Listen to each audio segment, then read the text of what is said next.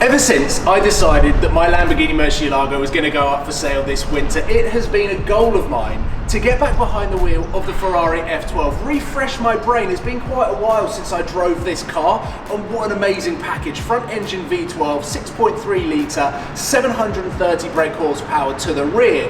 I wanted to refresh my brain, recalibrate what I expect from a car to work out whether this could potentially substitute what I will be missing from my Lamborghini Murcielago when that car sells.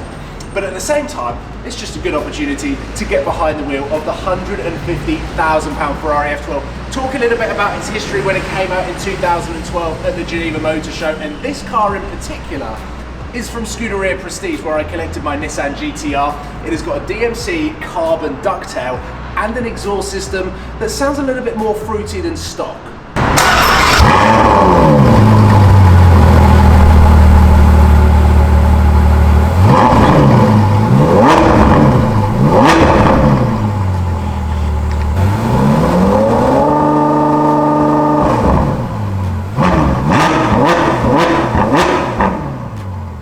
To be honest, before I do any talking, let's just get a little bit of the V12.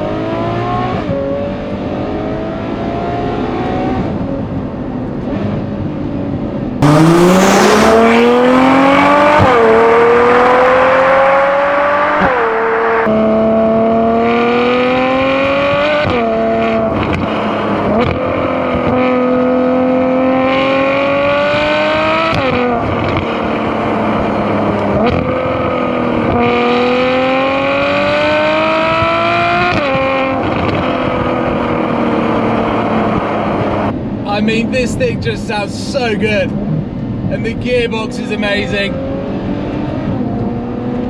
I've had to drop the window just so that I can hear it, because there are two different sounds that come from the F12. You've got the 6.3 litre V12 up front, but then the exhaust system also provides that symphony that just makes this car so special.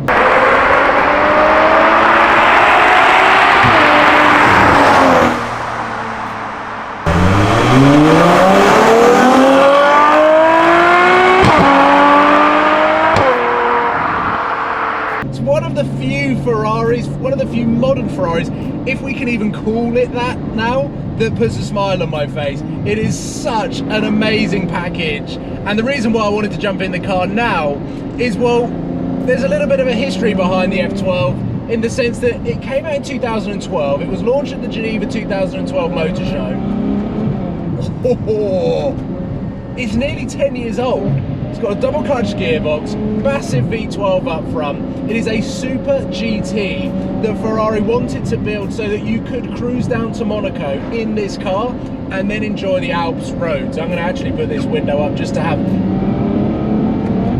a little bit of a conversation before we drop the windows back down again and listen to that V12. But the Ferrari F12 came out in 2012 at a price tag of £239,000 plus optional extras. It wasn't hard to get a Ferrari F12 over the £300,000 mark, and for the first 5 years it barely depreciated. You were buying cars that were £220,000, £230,000, and then the A12 Superfast came out. Now all of a sudden, this car, a 2013, done 18,000 miles, well looked after. It's Rosso Scuderia underneath this historic livery wrap. Red interior, all of the carbon. We've got the dual screen over there for the passenger. It's £144,000. 2013, done 18,000 miles. When you think about what you're getting for that, an actual daily driver and an out and out supercar that wants to kill you when you flick the Manettino into race mode,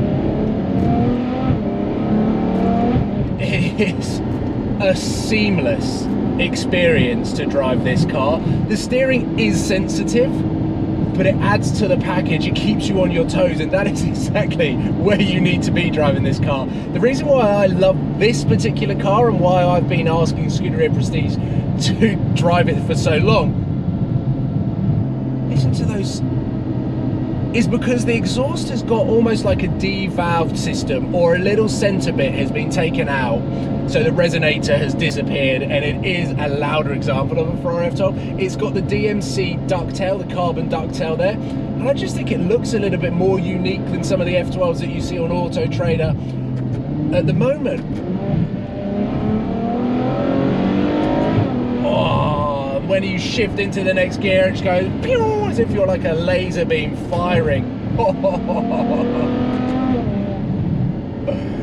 It is such a cool car.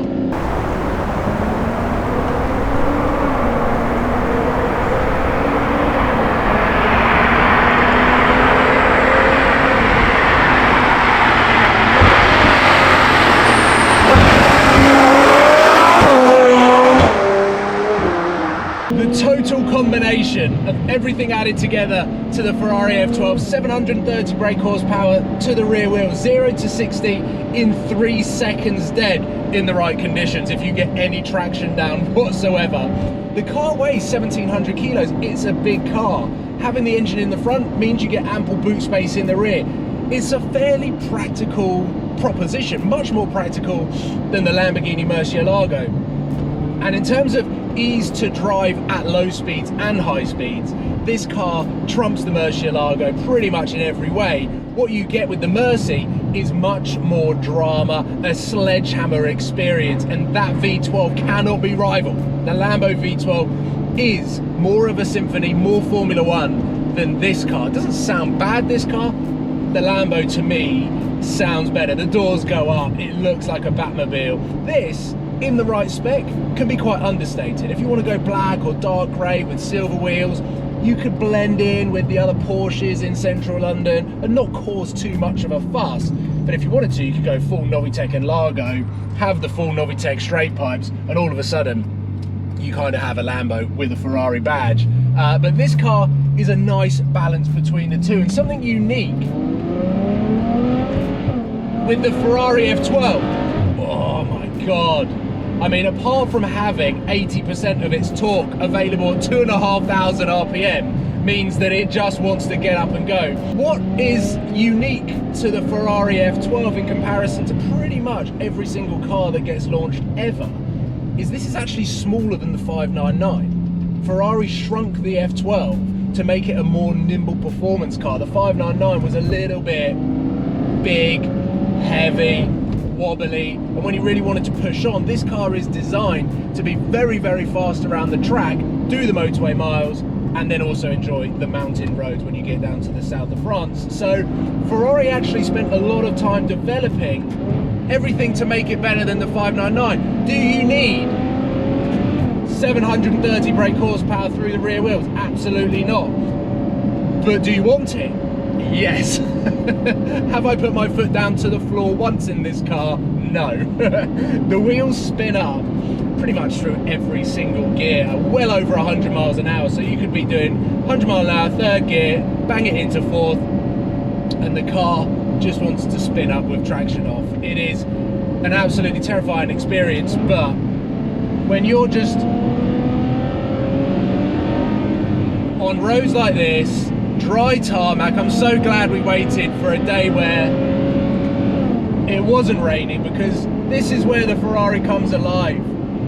The steering is perfect. The throttle response is very sharp, very sharp. It's naturally aspirated, so it should. But you always see these videos on Instagram.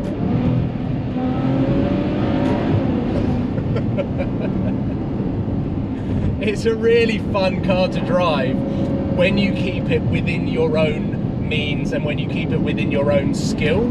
This car has got so much potential that someone like myself and the driving experience that I have, I just wouldn't be able to tame it if I really wanted to try and go as fast as possible. So if you can respect the car from behind the wheel, you will have so much fun driving it.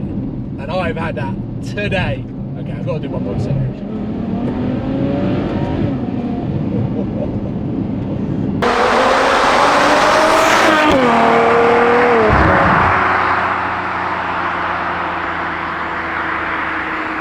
Want a V12 supercar, and if you listen to or watch Behind the Glass with Sam and Tony, they actually talk quite a lot about the V12. This has got squeaky brakes like the Aston Martin.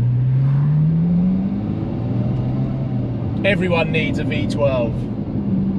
At some point in their life, everyone needs a V12.